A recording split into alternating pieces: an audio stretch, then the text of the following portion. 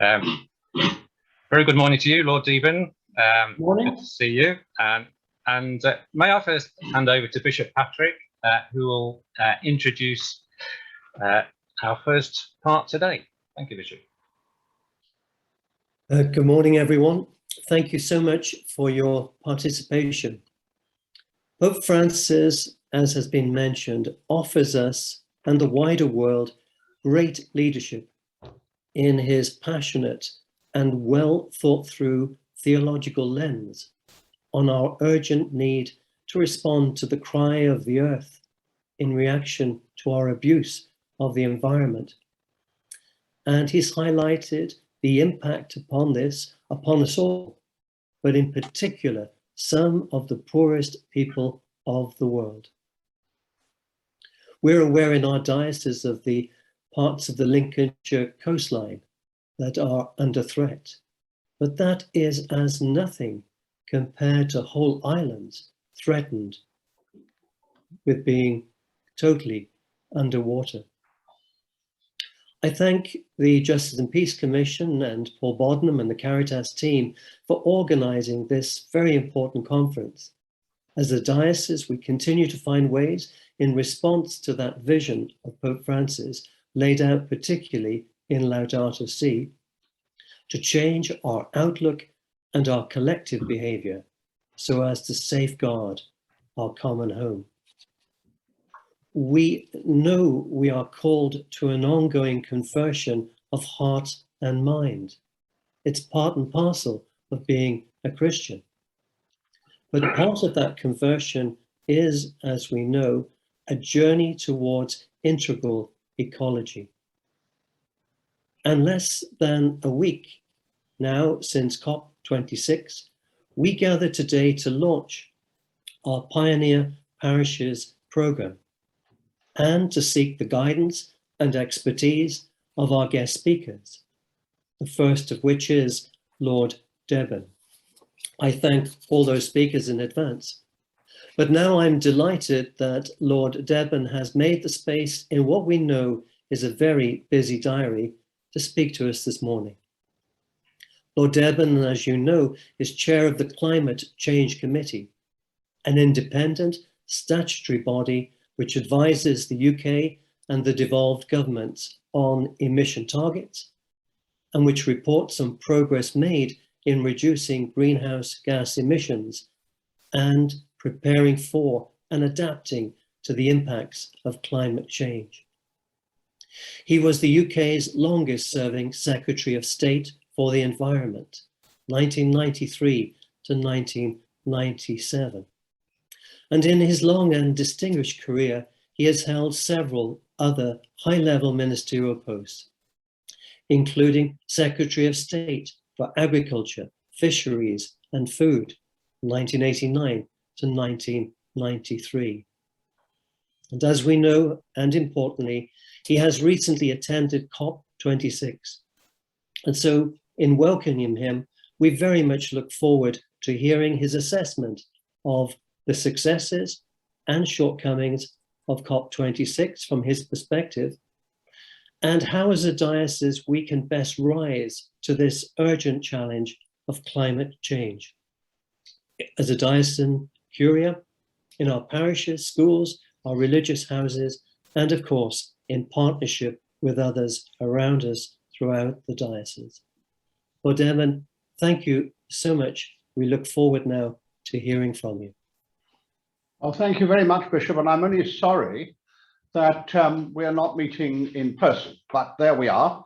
And it's a great pleasure to take this opportunity to talk to the Nottingham Diocese, not least because you have been setting the pace in many ways and are one of those dioceses which are doing most in practical terms to live out Laudato Si. And I want really to start with Laudato Si because there is no doubt that even among confirmed atheists in the scientific community, as well as those who are not, Laudato Si is actually understood as being one of the best, and some would say the best, explanation of what are the issues and what we have to do about it. Pope Francis has really touched a very, very much wider audience than you might normally expect for an encyclical. And when you read it, you also feel that he's written it. There is a very real personality here. And indeed, I was talking some years ago to one of those charged with dealing with encyclicals. And the Monsignor said to me, he said, normally, of course, most of it's written by the experts. The Pope then forms it and phrases it. He said it wasn't like that at all with Laudato Si. It was written by the Pope and the experts checked it. It's a different kind of feel. And that has been true of the ministry of the Holy Father, it seems to me, to be right the way through. This understanding of this central fact that climate change is the symptom of what we have done to the world. Bishop Patrick was so right to emphasize that, the world crying out. And the crying out is the climate change. The disease is what we've done to the world. And of course, you don't cure symptoms. There's no point in getting rid of the spots for measles. You've got to get rid of the measles. And that's why when we talk about climate change, we're not just talking about emissions and the way in which we are changing the atmosphere. We're talking too about the way we have destroyed so much of our biodiversity. We're talking about clean air and clean water instead of polluted air and water. We're talking about the soils which have been damaged by industrial farming and an unwillingness to put the value back, and monoculture, which hasn't used animals with the production of plants, which is the mix which you need to have for healthy soil. And we're talking about modern slavery, the way that we have treated other people. All those are part of what we've done to the world.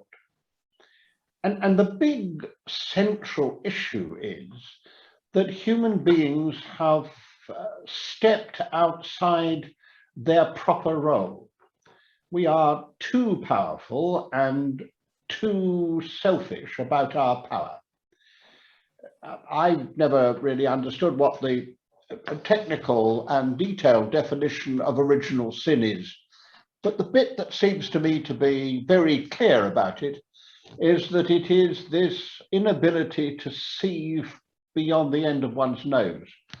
The willingness constantly to do what seems to be okay for the moment instead of what needs to be for the future. I found that enormously true when I was Minister for Fisheries. It didn't matter what the scientists said, the fishermen would always tell you there are plenty of fish in the sea, and why are you as a minister stopping us picking out all the fish that we need? They did that in Canada. And as a result, they fished the last cod from the Grand Banks, which were one of the most fecund areas of the entire world. And now there are no cod. We very nearly did the same in the Dogger Bank.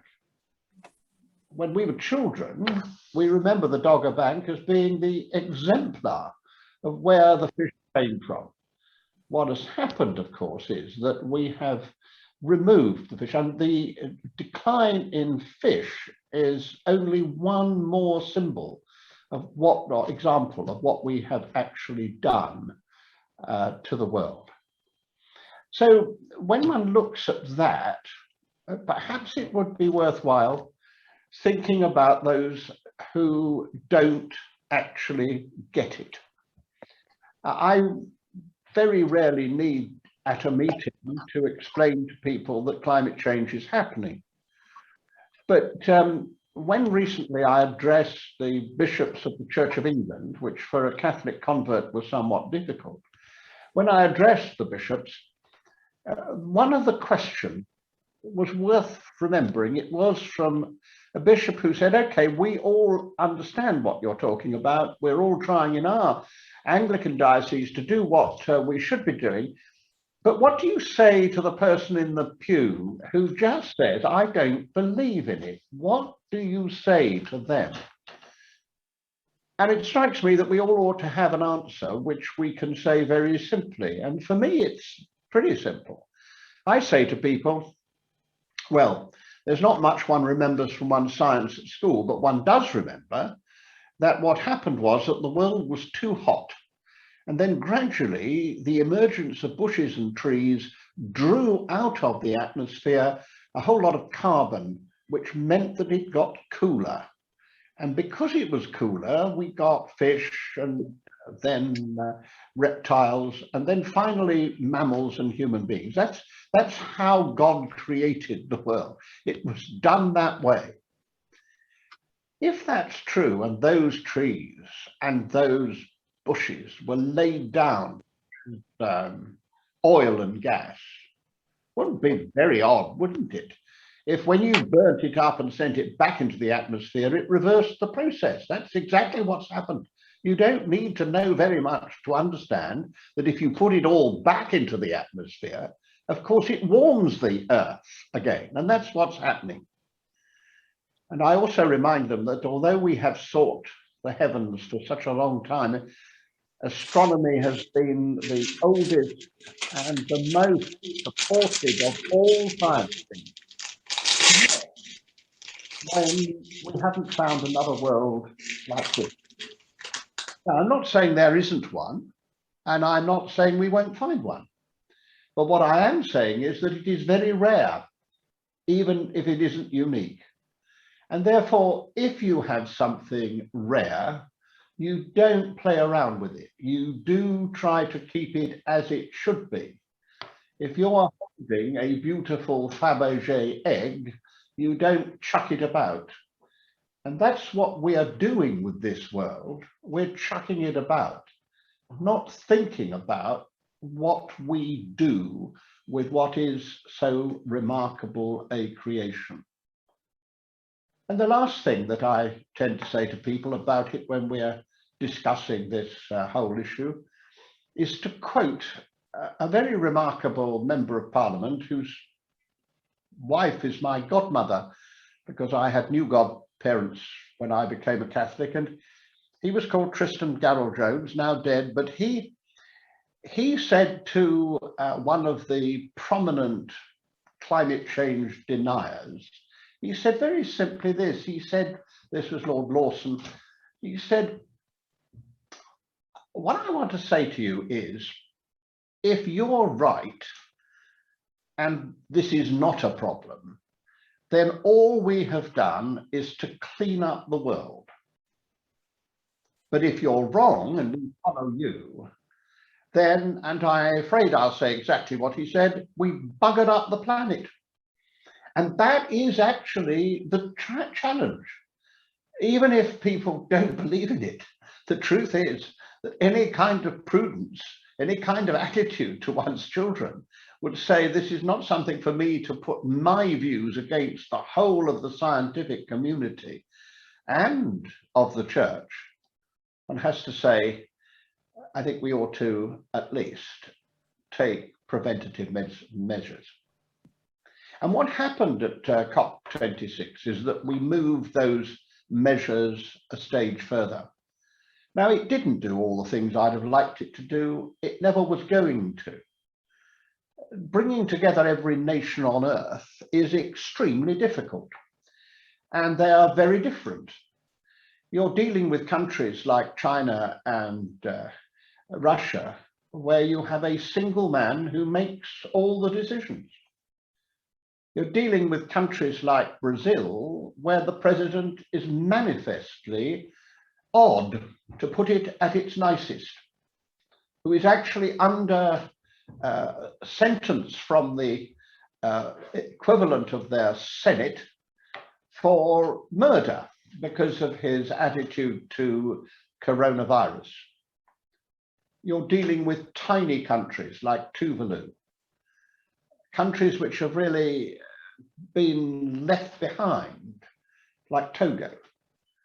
You're dealing with countries that depend on the export of oil and gas, like the United Arab Emirates and Saudi Arabia. And you have to bring all those together in the face of a common enemy, climate change.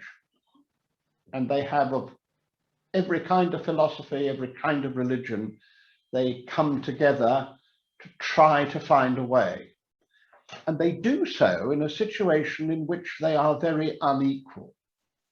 And it's at this point, it seems to me, that the Christian message is so important. We are responsible. We're responsible because we know. That's really the story of Genesis, isn't it? Once the apple had been eaten, once they knew, they couldn't live in the garden. Once they understood the realities, they really had to stand on their own feet. They were no longer able to be protected. That, of course, is true about climate change. We know what's happening, and we know who's doing it and what is doing it. It's not like the Black Death. The Black Death, 1 in 3 of the population of much of the world died, but nobody knew why, and they weren't responsible for that because they didn't know. If you know, then you are responsible, and we do know, and we are responsible. And we know, therefore, that the first and foremost nation that's responsible is Britain, because we started the Industrial Revolution and we grew rich on it. The whole of our imperial history is based upon the pollution of the world. That doesn't make me miserable about it. We didn't know in anything like the way we do now. We knew a bit more than we sometimes admit.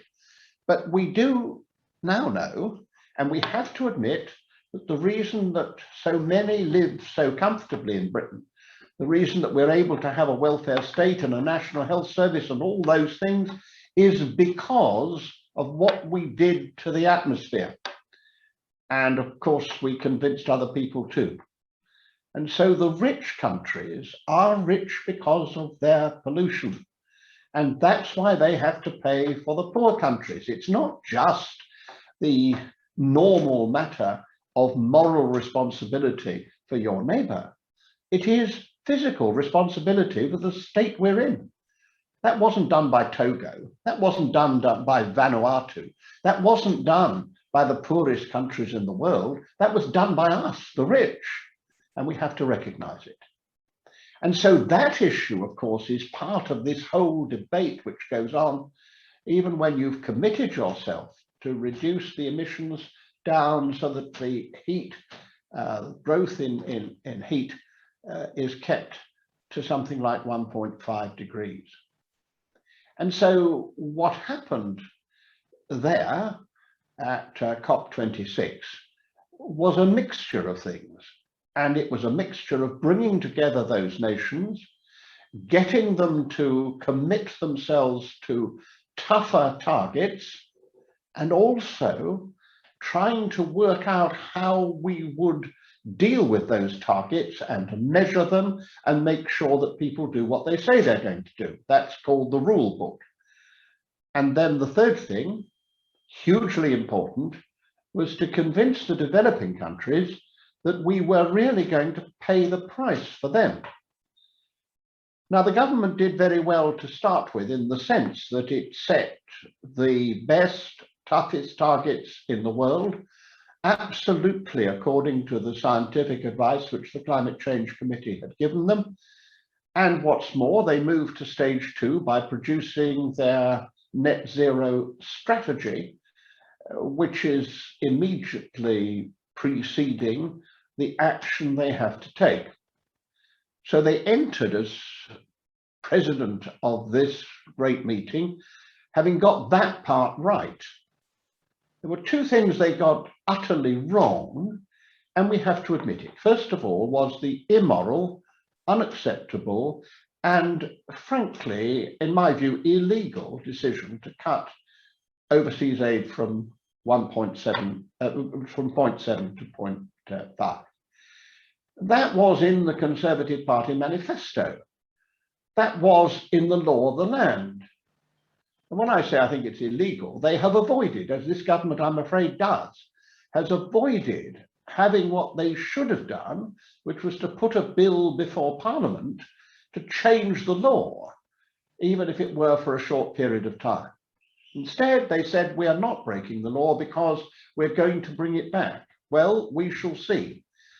But if they had put it before Parliament, of course, they wouldn't have got it through, because the House of Lords would not, whatever the majority in the House of Commons, would not have allowed it through, because there are enough of us to make absolutely sure that you don't go back on your word. It's just the one thing which we would have held the government to because it was in their manifesto, and that is part of the way in which the House of Lords is supposed to deal.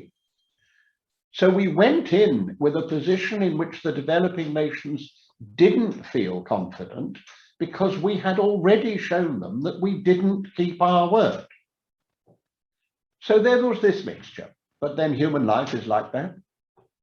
And we've come out with not what we would all totally want, but not a bad result. And in the circumstances, a very good result. We've got the rule book. We now know the terms under which people commit themselves. That will mean that more people will be prepared to commit themselves over this next year. Britain is going to use this next year to ratchet up what people promise. And that will, I think, lead to real success. Of course, I'm disappointed. I wanted to see a situation in which the 100 billion a year of investment was really happening in the developing countries. I wanted to see that we were heading to 1.5.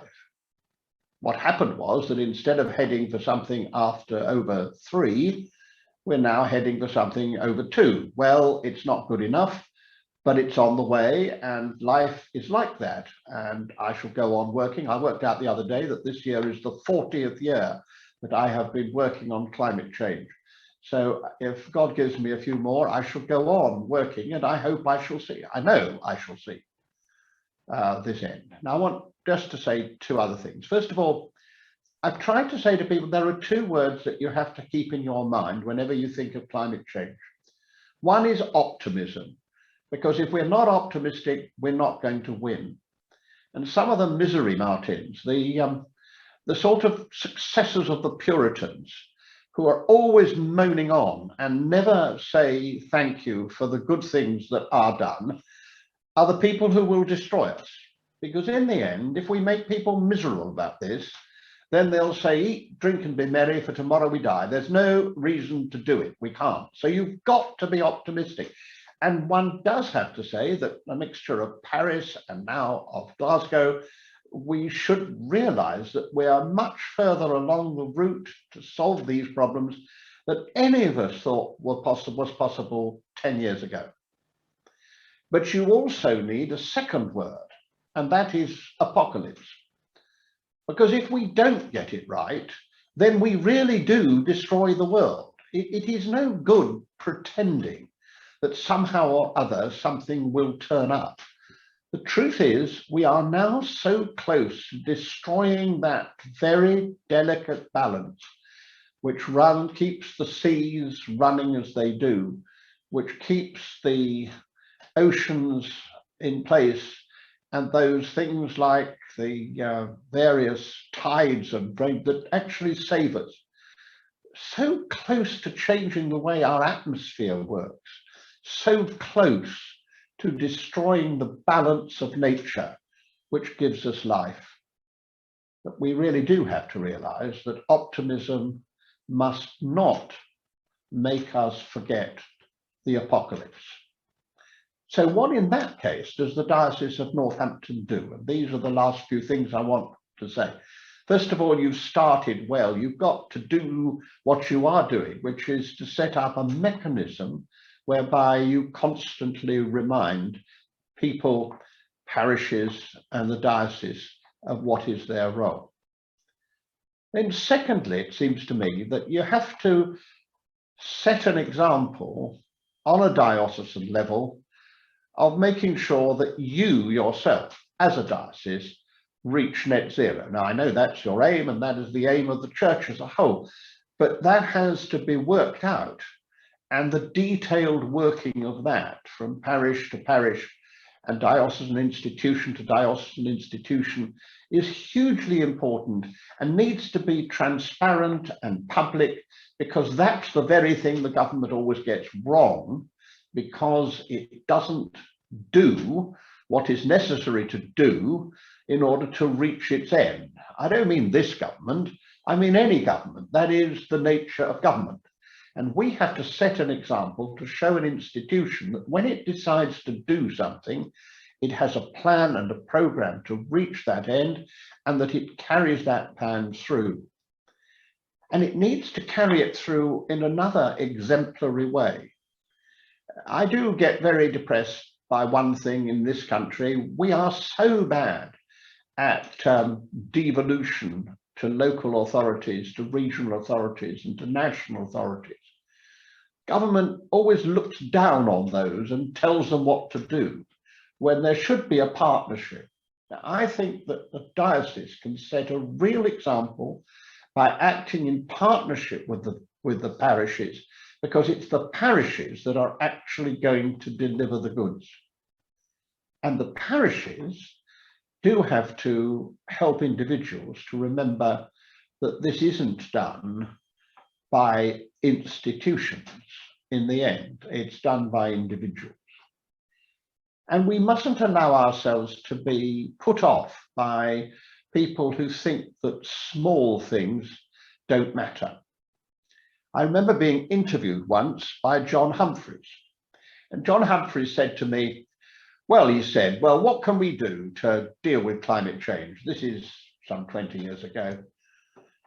And I said, well, we can all do things. For example, we can just boil as much water in our kettle for the coffee we want rather than a kettleful. We cannot clean our teeth under running water. So he broke in and he said, those are damn silly things, and that makes no difference at all. And I said, now look here, Mr. Humphreys, you know perfectly well they do. If we did the first, we could close 2 power stations, because that's the amount of wasted energy that we use. And if we did the second, we would reduce a great deal of the energy we use, because water, the biggest cost of water is pumping it around the system. So if you run it away, that's what, leave alone the waste of the water.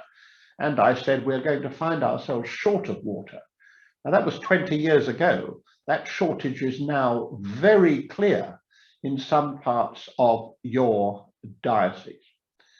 So there are small things which we can all do in our purchasing habits and in the way in which we think about the way we lead our lives. Now, I'm the opposite of a Puritan. I believe that we have a wonderful world which we should enjoy, but we should do so, as one of those quotations you were reading from Galatians reminds us, we should do so within proper limits. And so that does lead me to say we need to make a lot of different changes, which we can do perfectly simply.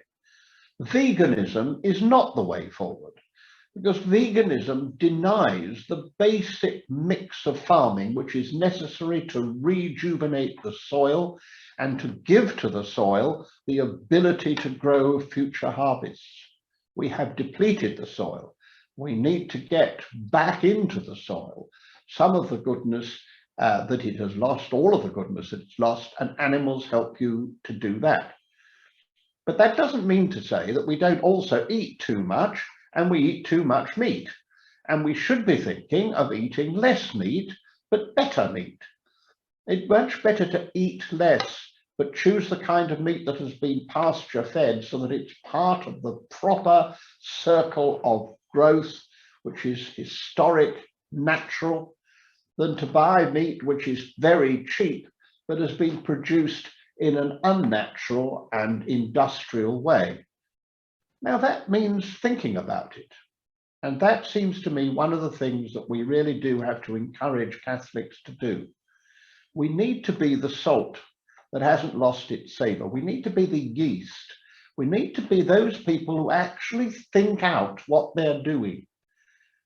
And when we're complaining about China, for example, because it hasn't gone far enough to reduce its emissions, let's remember that the vast majority of its emissions have been increased because we bought Chinese stuff. Now, I'm not suggesting you shouldn't buy Chinese stuff, but there's a lot of that stuff which will be around for Christmas, for example, which we don't need and which is merely increasing the problem. We ought to think much more seriously about our actions. And that's the toughest thing of all. And if I were leaving one message to the Diocese of Northampton, is very simply this: fighting climate change, dealing with what we've done to the world, carrying out the hugely exciting directions of Laudato Si, is actually very central to our Catholic faith. It isn't an add-on extra. It is a definition and an exemplar of why our lives are wrong. And if we put our lives right and we put our societies right, then we will solve this disease, cure this disease, and solve this problem of climate change. And if we do that, we build a greener, cleaner, kinder world. And so, Bishop, for me, we have always to talk not just about the battle against climate change, but the better world that we build if we do that battle well. It isn't a miserable story. It is a wonderful story of creation, to recreate what we have been given. And although I hope I'm not going to get this wrong, and you will correct me if I do, it does seem to me that the greatest gift that God gave us was to be co-creators. He asks us to be part of, in a sensory way, of his creation. No animal has that. Animals have senses, but they do not know what they're doing. They do not know in the way that we know. And because we know, God has given us the opportunity not only to be partners in his creation, but also to have the ability to destroy his creation. That's what free will means. And if we go back to the incarnation, Jesus didn't arrive on this earth in a cloud. He was born of the Virgin Mary. What happened was he came to this world as a restatement of God's willingness to share his creativity with human beings. And that's why he chose Our Lady. It's right at the heart of the whole of our teaching. What we're trying to do here is not something which is a mere excrescence, an addition, something for the 21st century. It is actually coming from the very heart of the Gospels.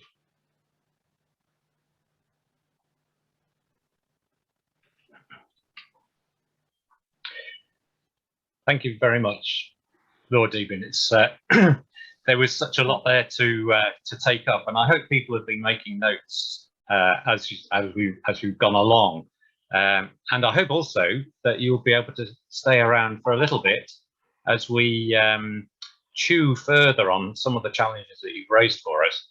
One of the things that will stick with me from what you've said is this simple phrase: "We are responsible because we know," and I think one of our aims this morning is to grow into that responsibility as a diocese, as individuals, as parishes. And I was particularly grateful for your 3-point plan, setting up a mechanism as a diocese, developing a transparent plan, and I'm grateful for that point about transparency particularly, and a partnership with parishes. And I hope those that can stay right to the end, just before lunchtime, we will launch a scheme that hopefully offers a model for exactly that. So if you're able to stay around, Lord Deben, please do, because I'm sure there will be plenty of questions for you. But I think there's one aspect that we were keen in the Justice and Peace Commission to pick up from what you said. You spoke eloquently about the dimension of global justice that's involved in a lot of the decisions that had to be made, and our own hamstringing of our position at COP26 by the decision to remove the foreign aid budget, to reduce that.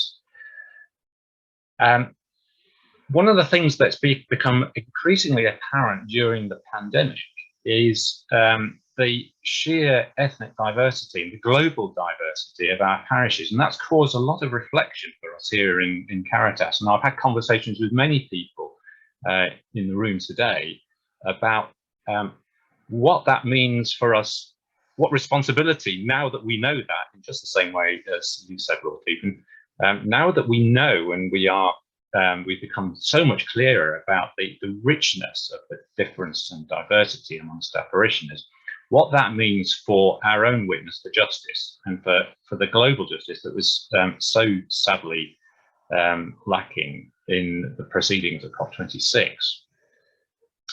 I would like, therefore, to introduce two more speakers from the University of Nottingham. I was delighted to make contact with the Nottingham Environmental Engagement Lab. And we have with us today Dr. Charles Ogunbode and Rosie Brown, who are helping us to think through how we foreground the questions not only of global justice, but actually of engaging people from different ethnic backgrounds, which our parishes are packed with, in exactly the kinds of challenges that we're exploring today.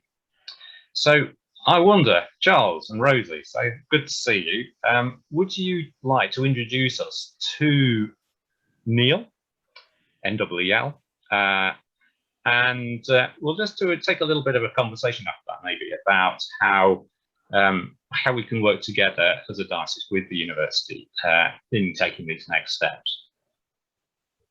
Lovely. Shall I just share my slides, Charles, and then hand back over to you? Yes, please, Rosie. Yeah. There we go. Share.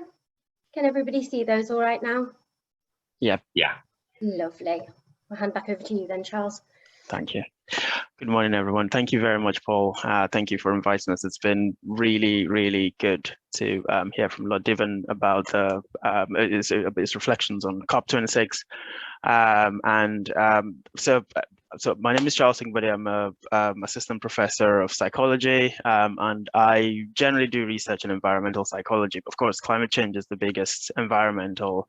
I mean, to call it an environmental problem is an injustice to the issue. It's so much bigger than that. And it's one of the things we've been working on. I recently moved to the University of Nottingham, where my work is kind of coalesced within the Nottingham Environmental Engagement Lab. And what we're really interested in doing with the lab is to essentially widen engagement with the natural environment. So here in the UK, there's been a long standing lack of representation, insufficient engagement, particularly of ethnic minority communities with the environment. So, you know, all across the range from sort of access to the countryside all the way to access to green spaces, or to even just representation in terms of responses to environmental problems, policy making, all that kind of stuff, leadership in environmental spaces.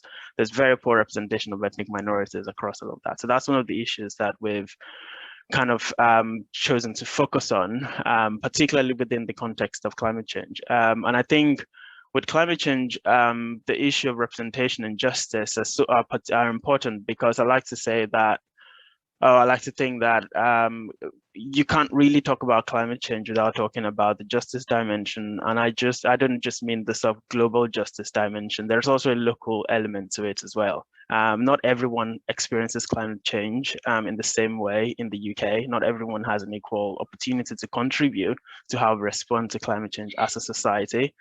And I think this is one of the issues that need to be brought to the fore a bit more as we go forward. We're trying to figure out a way to stay within the 1.5, trying to figure out, acceptable solutions to the climate crisis.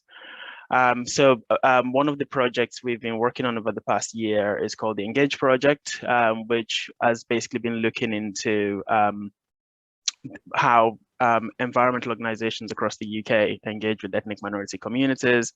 So what are the challenges involved with that? What opportunities are there? What barriers do we have to surmount? And I'll just hand over to Rosie, who's going to very quickly give you an overview of the main questions we tried to ask within that project, our findings, and future sort of directions from where we are right now.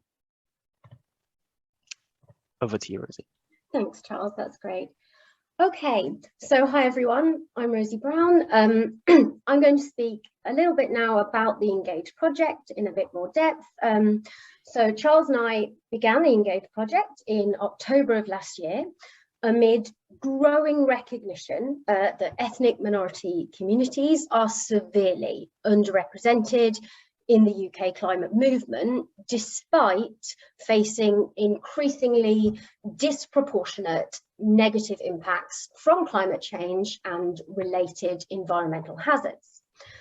And this chronic underrepresentation, we find, is couched within a startling, frankly, lack of diversity in the broader environment and conservation sectors. In fact, research shows that the environment sector is actually home to the UK's second least ethnically diverse profession, second only to agriculture, actually. So in response to this, the Engage project investigates how environmental and other organisations campaigning around climate change, both secular and faith-based, are engaging or otherwise with UK ethnic minority communities with a particular focus on identifying opportunities for promoting diversity and inclusion in climate initiatives. And I also just want to say from the outset that although we're using the term ethnic minority for the purposes of the research, we recognise it's a largely sort of inadequate piece of blanket terminology really, and don't mean to kind of diminish in any way the extensive diversity existing within and between ethnic minority communities. So here we can see the three research questions the Engage project sought to address. Firstly, looking at how environmental organisations, or ENGOs as we'll call them, are currently engaging with ethnic minority communities. Secondly, looking into any perceived benefits of engagement, and finally, any perceived barriers or challenges. We conducted over 40 semi-structured interviews with a variety of environment sector professionals and representatives, spanning the hierarchy of operational positions, ranging from volunteers to senior managers. And as you can imagine, from over 40 interviews, the results expand kind of far beyond what we can summarise here today. So I'll outline just a few key points. Firstly, around organisations' current relationship to UK ethnic minority communities. Now, most participants found that, as you can imagine, perhaps ethnic minority representation within their organisations was both internally and externally inadequate. So in terms of staffing and of outreach as well. There was, though, widespread recognition of both the need to diversify and of aspirations to do so. Nevertheless, fewer respondents, particularly from smaller organisations we found, who had kind of less resources available, described what we've termed a colour-blind perspective. So this kind of belief that their cause is universally relevant and their initiatives are open to all or inclusive, just sort of by default, really. And responses also demonstrated that ENGOs, so these environmental organisations' engagement with ethnic minorities is actively evolving. Many felt it was improving and that there was work going on to enhance diversity. However, most also felt that these efforts were reactive, particularly in response to the Black Lives Matter protests that we saw in the summer of last year, and growing awareness around the unequal racial impacts of COVID-19. And unfortunately, this evolving relationship was not reported to be entirely positive. In particular, some ethnic minority interviewees voiced concerns and shared their experiences around being solicited for unpaid consultancy work, ethnic minority perspectives being included only as an afterthought or sort of a performative box-ticking exercise. And in terms of barriers on that note, I want to kind of home in on now challenges pertaining to matters around institutional racism and what we've termed organisations' perceived sensitivity of responses to racism.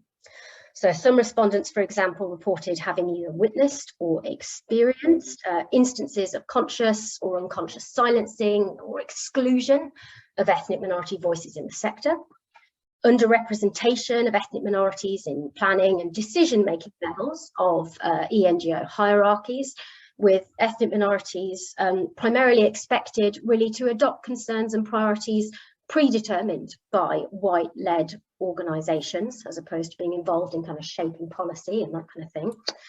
And they were also concerned around ENGOs just finding race a too highly charged, controversial, or sort of potentially divisive issue to be able to address openly and adequately.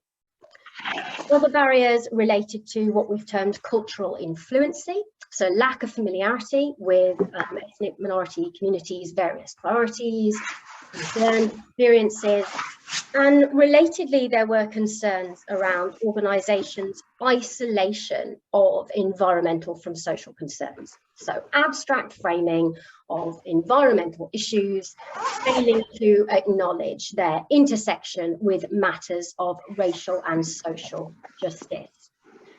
And to finish with, some participants highlighted challenges associated with actually engaging the breadth, the extent of diversity existing sort of within and between ethnic minority groups.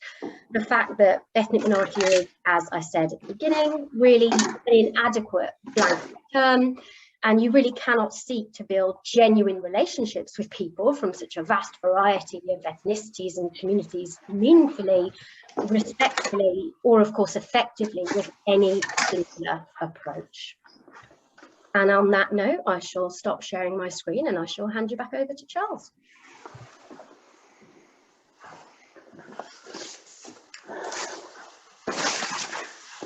Oh, I think you're on mute, Charles. Sorry, it's amazing how I still haven't gotten used to this after what, coming up to 2 years now since we've been using it. So yeah, so that's just a general sort of flavor of what we've been doing within the Engage project. And a key sort of dimension of that, of course, is we've been speaking to people who are already involved in the sector, which by the definition means we're speaking with a largely sort of white majority group. And part of what we're missing is hearing from people from ethnic minority backgrounds. We want to hear from people who live in the UK about their experiences of climate change as an issue, how they're tackling the issue, how it impinges on their lives in various ways on a day-to-day. We want to get that granular understanding of what it's like to be an ethnic minority person living here in the UK amidst this crisis. And a second thing, which is particularly important, especially in light of what's happened at COP26, is that ethnic minority communities in the UK, diaspora communities, are an asset that haven't really been leveraged in driving forward action on climate change. So, there was a lot of talk about the exclusion of civil society groups, of indigenous representatives at COP26, and we're thinking, well, where are the representatives of these communities who are actually present here in the UK? Have they been a part, if they'd been involved in the process of organizing, perhaps these issues would have been addressed, or we could have foreseen them and tackled them in advance. So, this is just a very sort of rough illustration of the sorts of advantages that there might be, from engaging more with diaspora communities in the UK. And so the next step for our work is trying to do that, and which is how we've sort of come in contact with the diocese, because of course people of ethnic minority background, faith is a big part of a lot of the sort of cultural identities for many groups. And faith is also really important, of course, for addressing the climate crisis, because we have that value, a moral framework, which gives us a very clear guide on how to respond to this crisis. And so bringing those two things together, we think, will be very important for moving forward. And of course, as we can see, even the language and the discourse around climate change has come to have an even greater greater engagement with the concept of justice. So, previously climate change was discussed and engaged with in very much a scientific sort of sense, and it's kind of, counting carbon, if you like. But over time, our understanding has evolved, and we've come to see it more holistically and more broadly. And the concept of justice has become that sort of framework which everyone can relate to. It's made the discourse around climate change more democratic, because we can all relate to it, we can connect to it in our day-to-day lives. And so that's another, basically the confluence of these different factors means it's a particularly exciting time to sort of engage with the church, engage with the congregation, with your parishes. We'd love to speak to, members of the different sort of diaspora communities that are present within the Nottingham Diocese, to sort of lend their views, lend their experiences, their perspectives to us as we sort of seek to build this understanding of the situation with ethnic minorities. So I'll stop there for now. I know you have some questions for me, Paul, so I'll stop here for now. Thank you. Yeah, thank you.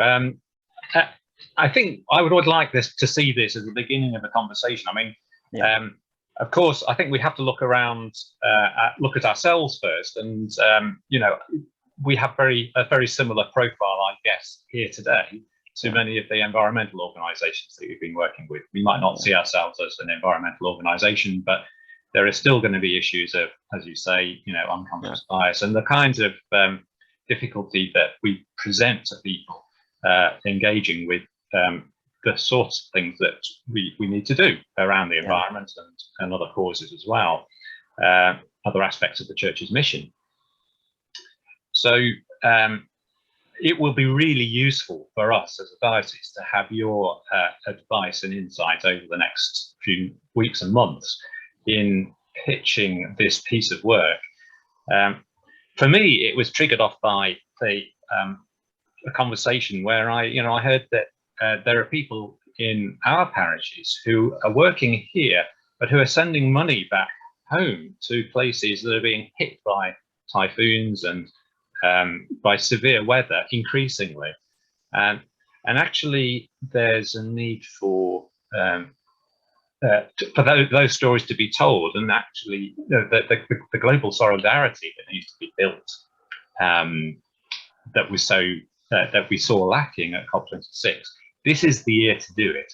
So I just wonder if you would like to sort of outline a little bit for us practically how you might see that kind of engagement happening, because here at Caritas we want to create an open door for this kind of these conversations. But in practice, what would it look like? What would you say? So I guess there are two ways. Well, the two dimensions to that issue, I guess. One is the question of, I mean, there's a widespread assumption, for example, that people of color in the UK are maybe not interested in environmental issues because they're, dealing with they've got other challenges on their mind and other things, and so they're not necessarily. It's not going to be the most intuitive issue to kind of engage with, express concern about, and things like that. And I think part of the problem with that is because we haven't really identified how this issues, and it's not just climate change, it's biodiversity loss, it's nature conservation and restoration and all that. It's trying to figure out how exactly those issues connect with the lives of people who are from ethnic minority backgrounds in the UK.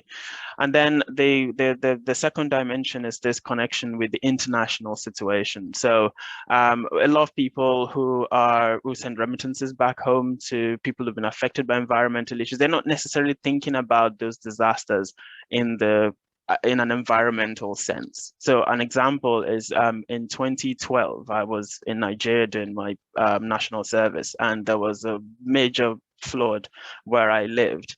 And after I returned to the UK, I sort of read the news and the reports in around this flooding. And obviously from knowing the scientific literature, I knew there were attribution studies being done, and some of the results were showing that basically the flood, basically it happened that within the space of, I think it was 3 hours, there was about a whole season's worth of rain came down, and it was catastrophic basically. And so the scientific papers were showing this is an indication of the sorts of things that will happen more frequently into the future because of climate change. But when you looked in the papers, people were talking about something totally different. We're talking about sort of issues with self-development, or we're talking about some people just said, oh well, it's just God punishing us for our sins, or that it's just a different narrative. And so people are operating within a different framework, and we need to kind of be proactive in sort of finding a way to connect with that discourse and bring them into the sphere of climate change, where we can really begin to talk about long-term solutions beyond providing support and that kind, because people just feel, well, I'll send some more money, we'll repair stuff, and we'll hope that this won't happen again. But actually, no. And also the language of things like, oh, it's a once-in-a-lifetime event, all that kind of thing. People need to realize when it starts happening every other year, it's not a once-in-a-lifetime event. It's climate change, and we need to start engaging with it within that framework. So it's joining up those two, the experiences in the UK, the experiences internationally, and creating that continuity where people recognize that what they're dealing with, what their relatives and family members are dealing with in their country of origin, is the exact same thing as our attempts to, for example, become carbon neutral in Nottingham, and things like that. So it's creating those connections, I think, will be key. Great. Well, I'm really looking forward to what we can do together. We're calling the project, I think, something like Local Lives, Global Stories, and I think that sums up exactly that question of how people tell the story about what's happening, but actually also how we can tell a story together across ethnic differences, across our diversity, to the society at large that we are embedded in, and to which we are called to be witnesses for the care of creation. So thank you very much, Rosie and Charles. Thank you, and let's take a pause there, everybody, and take just 10 minutes to absorb everything that we've heard from Lord Deben. And Lord Deben, if you would be willing to stay for a short time after the 10 minutes, I'm sure there will be questions and queries, and maybe some challenges, maybe some wrestling with our own perceptions and understandings that you can help us with. And your experience will be immensely valuable. Well, I'd like to, but I have got a fair stop at the other end for a simple local village role that I have, which is that I have to go to our village church fete, because Catholics or not, we have to keep the roof on, and therefore I have to go and do that. So I don't know whether we might start the questions now, perhaps, and then have your gap afterwards, because I think I ought to go. That would be fine. So I think Anne will be fielding the questions, but what we would be very welcome from everybody is some questions to be posted in the chat, and then they can be grouped up and sort of made into something that's coherent for you, Lord Deben. So please, everybody, as a question occurs to you, please do put it in the chat. But we've got time straight away while people are thinking of that and typing, if there's any that are striking people straight away. So a way to do this, if you're not used to it, is to click on the reactions button and show an electronic hand, raise a hand. So please do that now.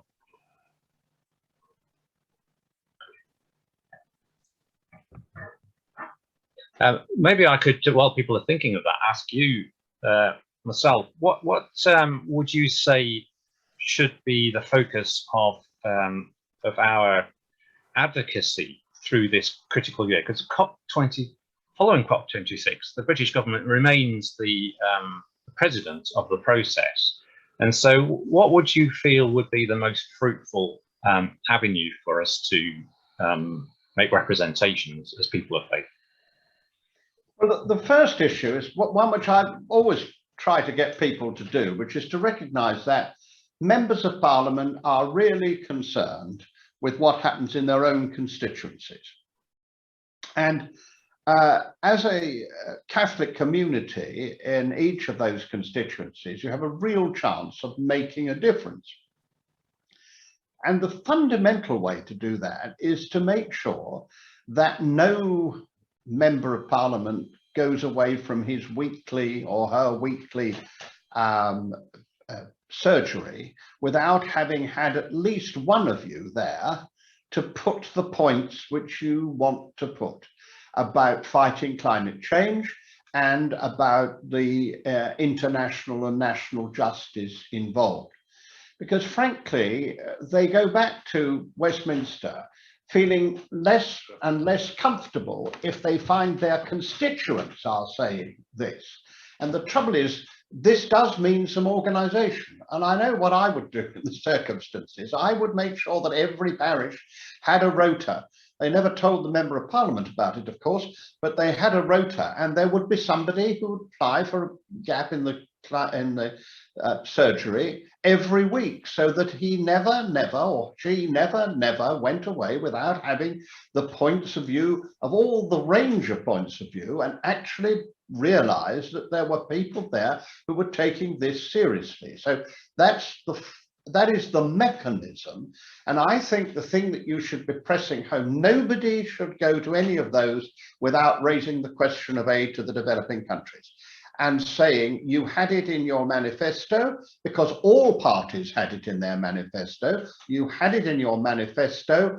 What are you doing to get it back in there as far as action? And do you realize that, and this is the point I think everyone should make, do you realize that the cutting in overseas aid has meant that a whole very large number of women and girls were not getting the education they would otherwise have, and that is crucial for fighting climate change, for everything else that you like.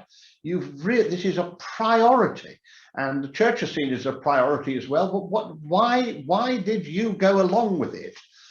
If they did, why did you not get more support if they didn't? And if you have a Member of Parliament who, as quite a number did, who stood out against the government's plan, although they were Conservatives, then start off by saying thank you. Now, what can we do to help you do more? It seems to me that involvement at that level really can make a difference in a way which nothing else does. People really do make. I remember it's the people who are keen on animal welfare, particularly the ones who are way out of the extreme, who like cats, for example. They write lots of letters, and they go and they do it. They pressurize you. I had much more questions when I was a Member of Parliament, many more questions about the comfort of cats than of international development. And we've really got to put that right. I say that as somebody who gets asthma from cats and don't like cats very much. That is what actually happened. We have a question from Councillor Chris Burke. Does Lord Deben feel that we should build more links with local government, church and MPs working more together on these issues? Yeah. Well, is Councillor Burke going to ask the question? Yes, I asked the question, yes. I think that was his question. That was his question. He typed it up for me. No, I mean, I keep on about this and have made this very clear to successive ministers that really we have to build a much better relationship centrally with the local authorities from the nations. We ought to be much more interesting to learn from the other parts of the United Kingdom. I mean, Wales is much better on waste than the rest of the United Kingdom. The Scots have got a number of things they're doing better than the rest, and we never learn from them. It's just like our ridiculous attitude to the European Union. One of the reasons we found it so difficult was that we always thought we had to teach them things instead of learning from them. And so much else we learn from our neighbours. And the sad decision to leave it is a very serious blow. Well, let's at least try to learn from bits of the United Kingdom. Will be very great help. And you're quite right, that until we get a partnership, because climate change is not going to be defeated by the central government. It's going to be defeated by local communities making these decisions themselves. And the churches, and particularly the Catholic Church, needs to be much more evident in the relationships with local authorities. I think this is hugely important, not just by pressing the members of the local authority who happen to be Catholics or Christians, but by making the local authority recognize the role that you can play, and working with you really can enable them to do more of what they need. Sometimes it looks as if the only time the church approaches the local authority is that when it wants something, you know, when it wants some planning permission or it wants some money. What we have to do is to go there and say these things we can do and we can help. Thank you very much. Sorry, June Tolls had her hand up for a little while. Yes. I've unmuted now, so I can speak. Yeah. Yes, one thing that was mentioned was that, you know, we shouldn't give up eating meat, as everybody is telling us to do, because we need the cows to, you know, do what they need to do in the fields, etc. Not everybody can afford to go out and buy the sort of things that you are encouraging us to do. Should we be drinking oat milk instead of cow's milk? That's expensive. People, you know, we're dealing with the poverty, child poverty at the moment. How many children are starving in this country? It's abysmal. Well, first of all, you certainly shouldn't be drinking oat milk. You should be drinking proper milk. I mean, this is just not sensible. There's a huge, if you're going to drink something that isn't milk, oat milk is better than the others.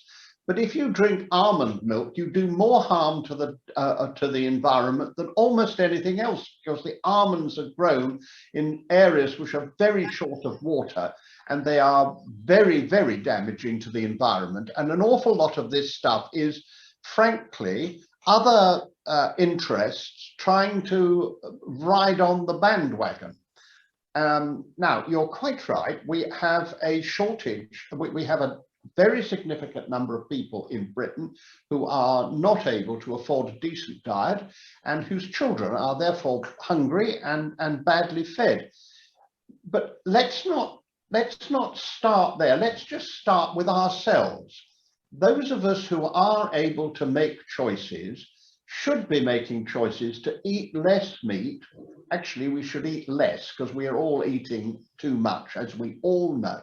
We should eat less, but we should eat less meat, but always choose, first of all, British meat, because it has the lowest carbon footprint of any meat in the world. And secondly, we should be choosing pasture-fed meat. So if you eat less, you're not spending more, you just spend the same amount, but you eat better meat, and it will be better for you, and you contribute to the mixed farming that we need to have.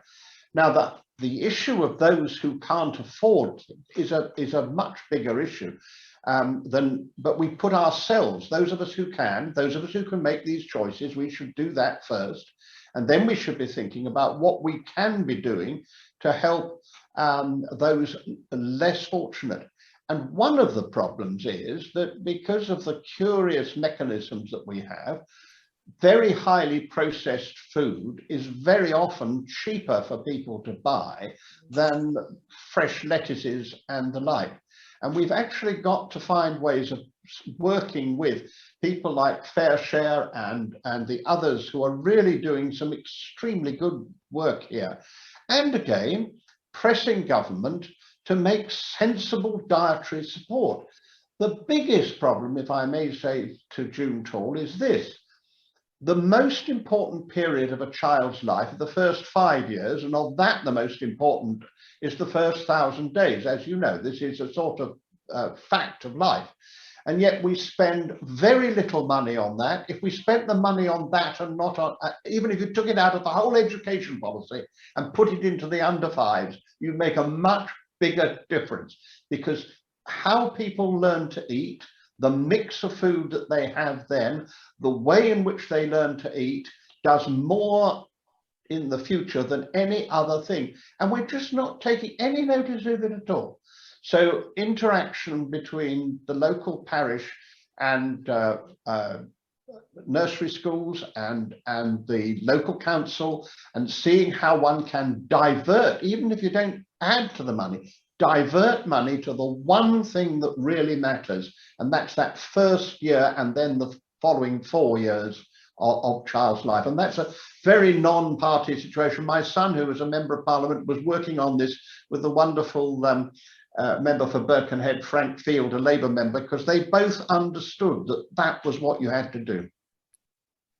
We have another question for yourself, Lord Deben, from Peter. He wants to know, if the government is illegally cutting foreign aid, what is stopping us from challenging that legally? And the promise to increase finance contradicts the foreign aid cutting. Well, when I say it's illegal, what I mean is that they have got round the legalities by a fudge.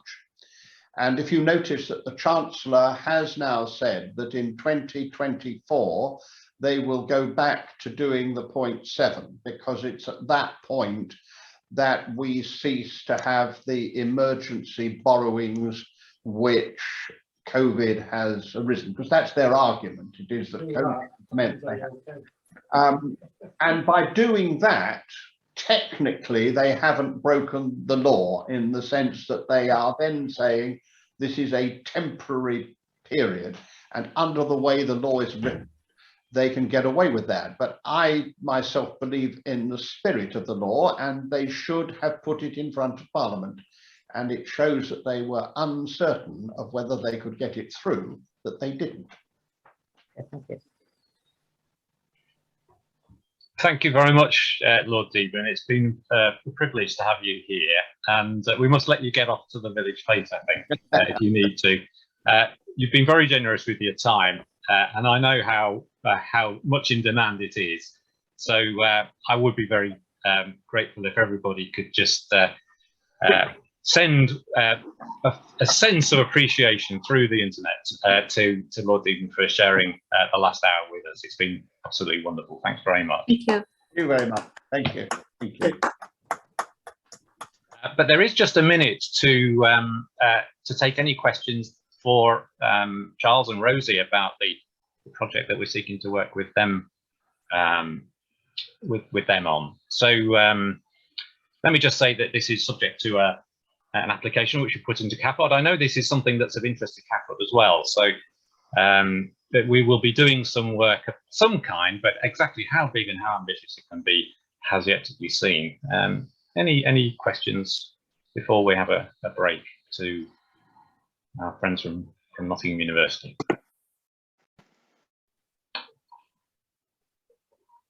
Well, if I may, yes, Bishop.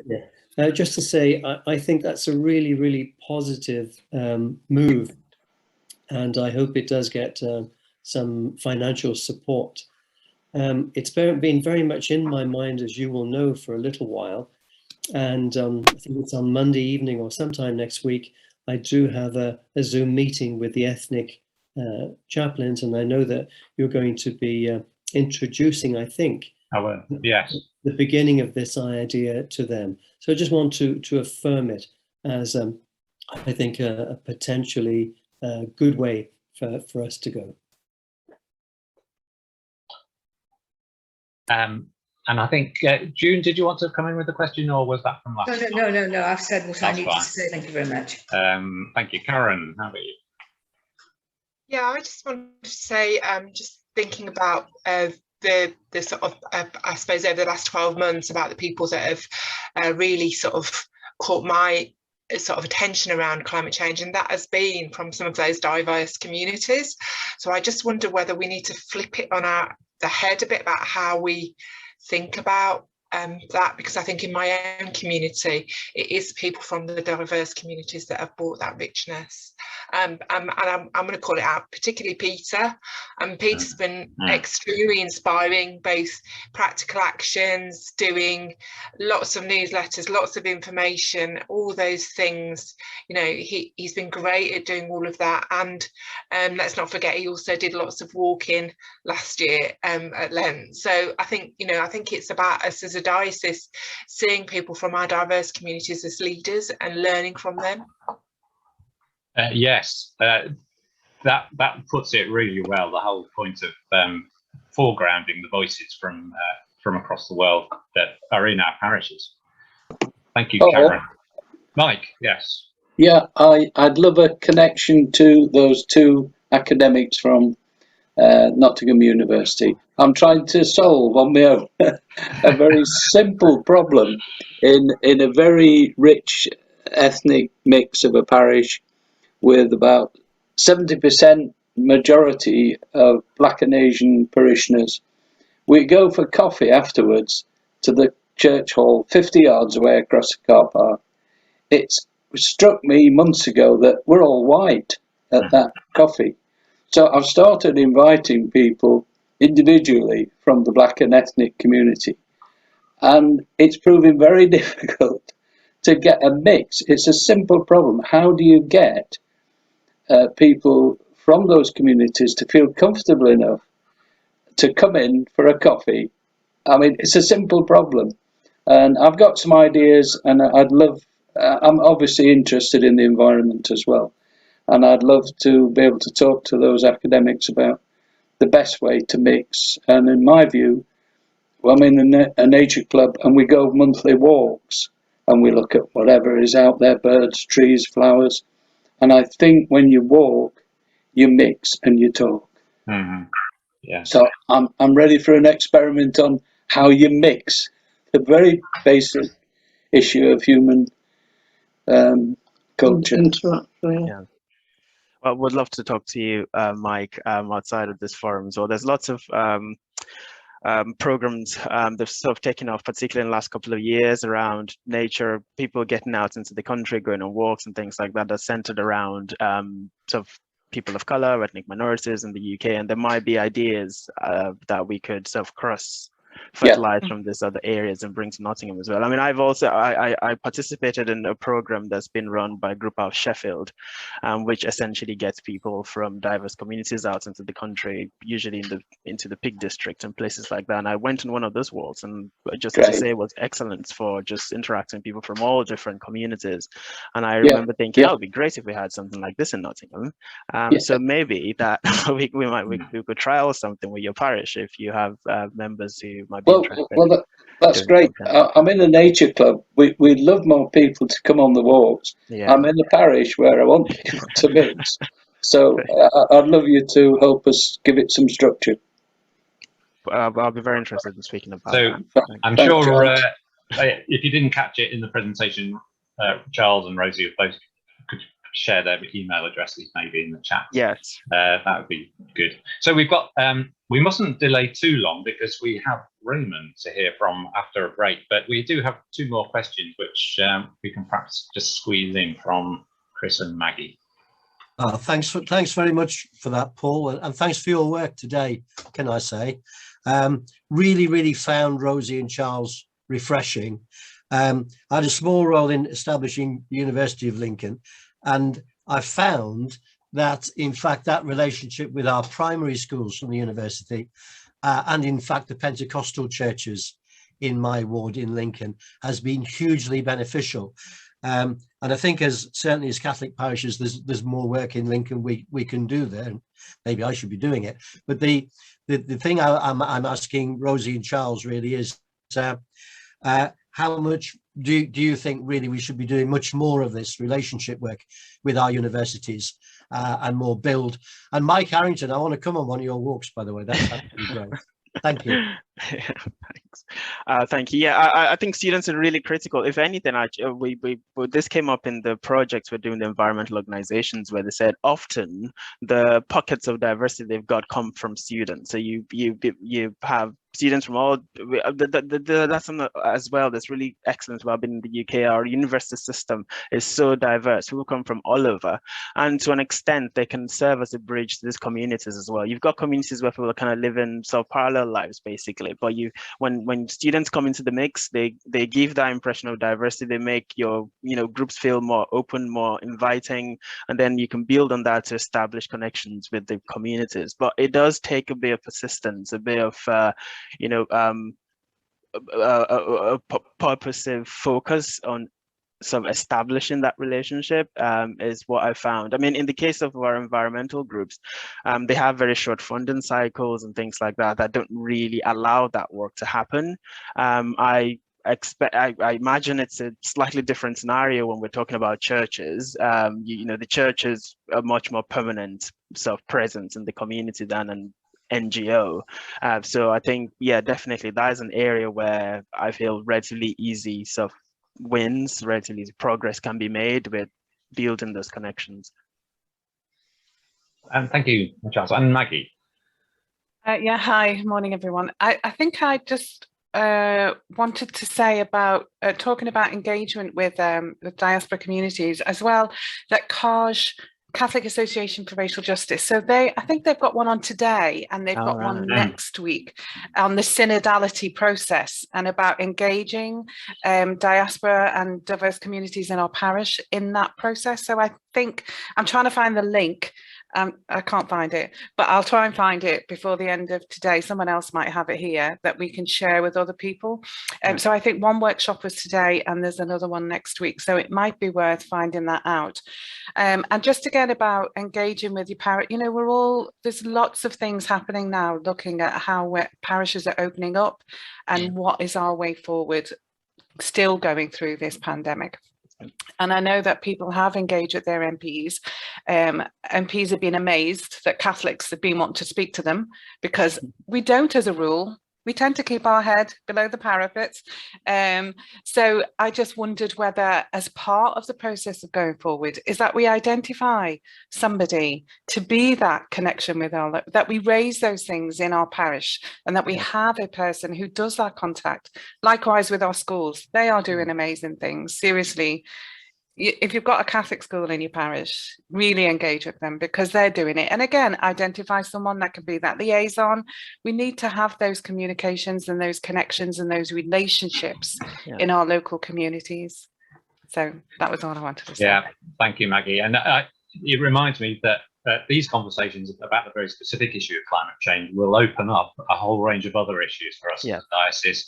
How our parishes interact amongst themselves, how we form a community, how we build community that's where everybody's equal, everybody has an opportunity to participate, and that is exactly, participation is exactly at the heart of the synod process, which I shall have to explain to. Thanks. Anne's just put the link in, so they're listening sessions. Anne's just put them into the chat.